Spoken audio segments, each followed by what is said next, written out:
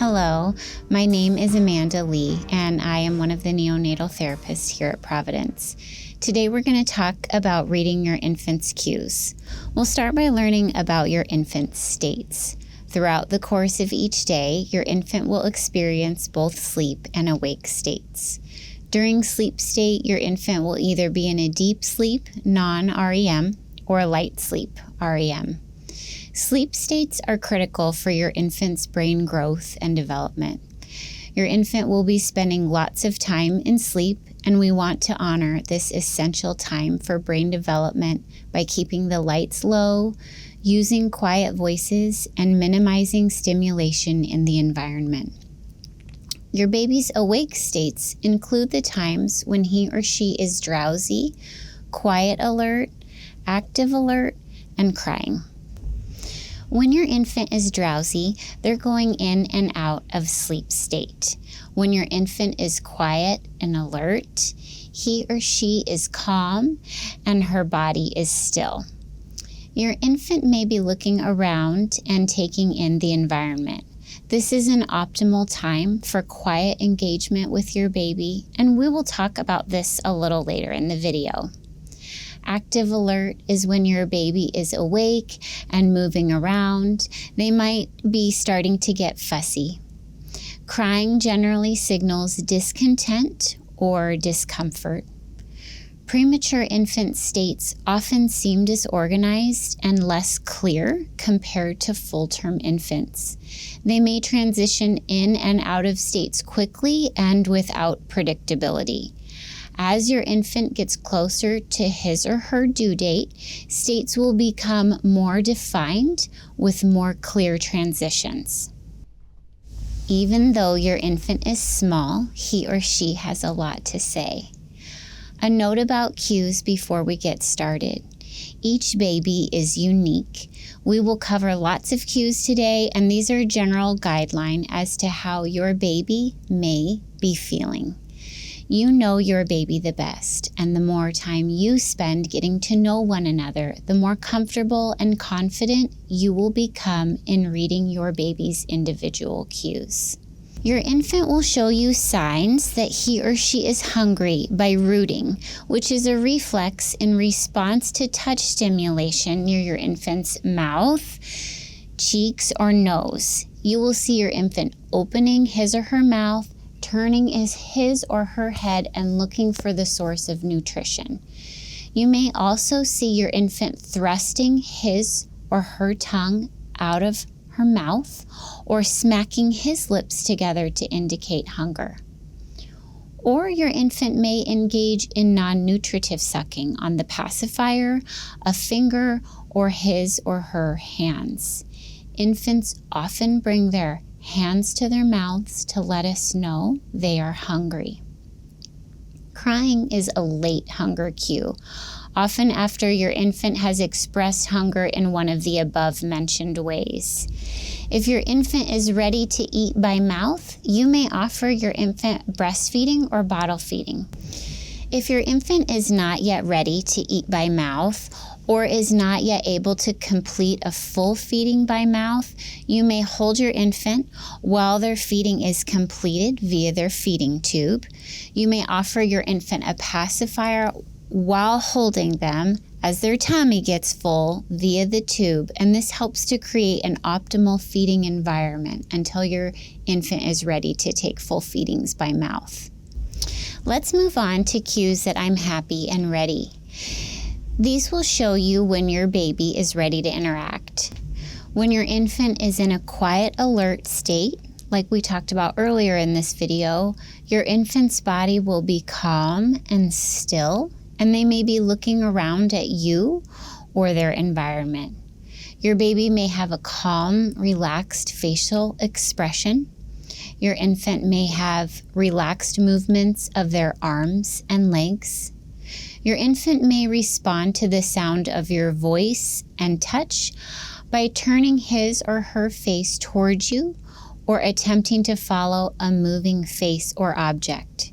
Your infant may also make positive sounds. These are some ways that you can interact with your baby when he or she shows you signs that he's happy and ready. You can hold your infant in your arms or in kangaroo care. You can talk softly to your baby. Your infant loves the sound and melody of your voice and finds it soothing. You can change your infant's diaper or offer a feeding if it is an appropriate time. You can read your baby a story or sing a song. Reading to your infant daily is so beneficial for early communication and language development. There are books available for you in our NICU. If you don't have one, please ask your nurse or one of our neonatal therapy team members. We would be happy to get a book for you and your baby to enjoy together. These are some cues that show your infant may need to rest or take a break. These signs may often be in response to something negative occurring in the infant's environment.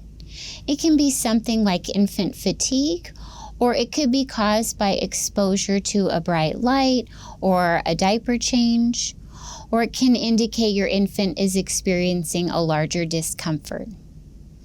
Your infant may have color changes to either red or blotchy, or mottled skin or pale skin. Your infant may have a frown or furrowed brows or a grimacing facial expression.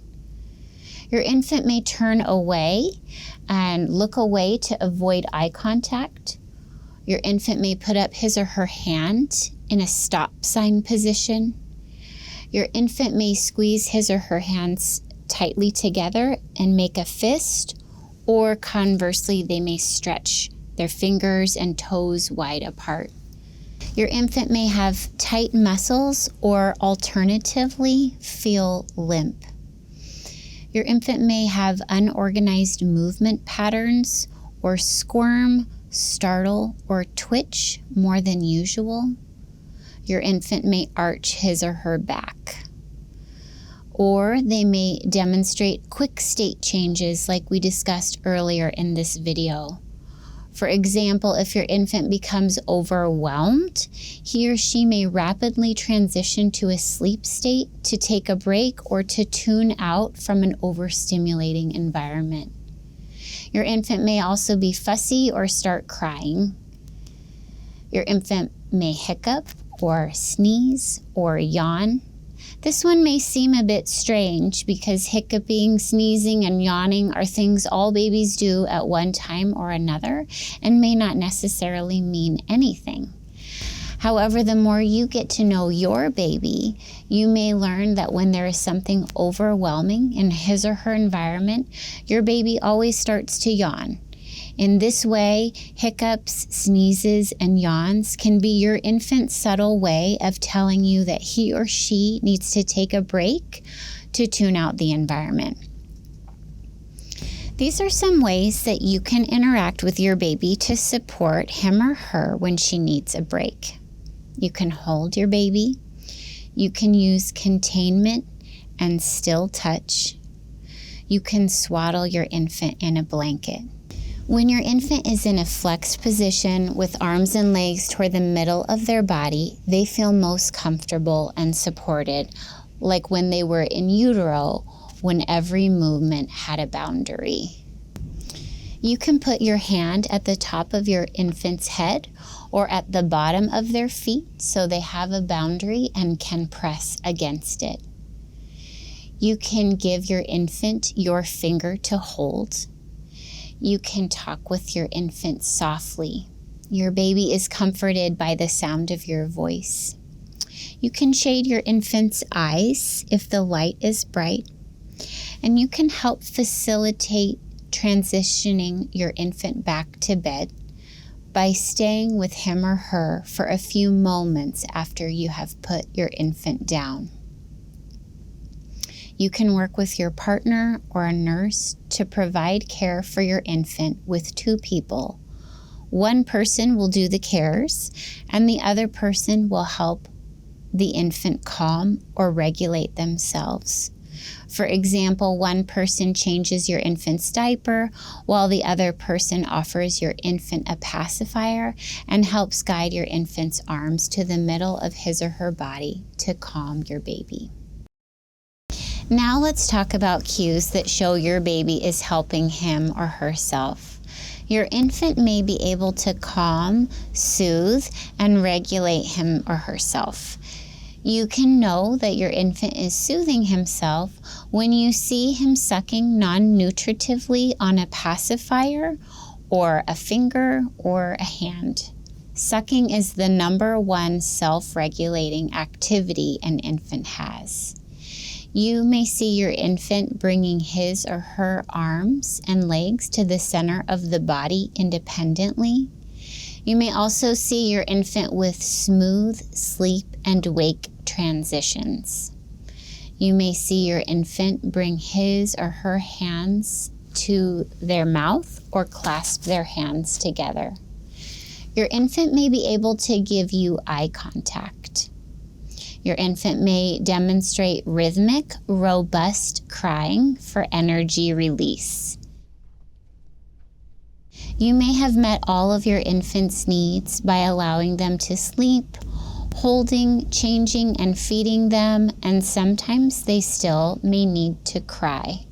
This type of rhythmic crying is often indicative that your infant has some extra energy to release, and by doing this, they are helping themselves. Thinking about your infant's surroundings, position, and physical needs. Your infant's developing sensory system makes them sensitive to subtle changes in the environment. Bright lights, strong scents like perfume, and loud voices can all be overwhelming to your infant. Additionally, a soiled diaper or a lead that may be stuck between your infant's toes all contribute to your infant's overall stability and comfort. You are your infant's most important caregiver, and you can help facilitate an optimal environment for growth and development. Start small, one stimulation at a time, and then slowly add more. For example, when you first enter your infant's room, help alert them to your presence by offering still touch first, and then add your verbal greeting, instead of talking and touching your infant all at once. By respecting your infant's slower pace and quiet space, you are helping support his or her development. Finally, provide breaks as needed. Your infant loves to see your face. The contrast of the white and darker part of your eyes, your eyebrows that move up and down, and your mouth that opens and closes and makes sounds provide more wonder for your infant than any toy you can ever buy. But sometimes your infant will need a break, need a time to look away or have quiet or take a rest. Even when you are quiet, your presence in the room is helping your infant to grow and develop in so many ways. Thank you so much for watching this Cues video.